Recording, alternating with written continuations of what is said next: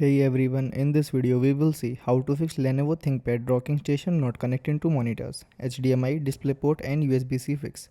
Fix 1. Check dock connections. Disconnect the dock from the laptop, then unplug the power adapter from the dock. Reconnect the dock and power cable securely. Connect your monitors again. Second one is perform a hard power drain. Unplug all cables from the dock and laptop, then hold the dock power button for 60 seconds. Hold the laptop power button for 40 seconds. Plug everything back in and turn power on. Third one is verify the host port set connection. Locate the lightning bolt symbol on your laptop, then unplug the dock cable from the laptop. Plug it into the specific Thunderbolt, DisplayPort USB-C port. Verify if the monitor receives a signal. Fourth one is detect external display. Press Windows plus P, choose extend or duplicate. Go to setting, then system, then display. Click detect if the monitor isn't found.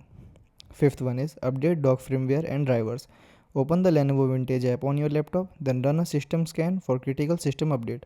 Download the specific firmware from Lenovo support site, then install the update while keeping the dock connected. Thanks for watching.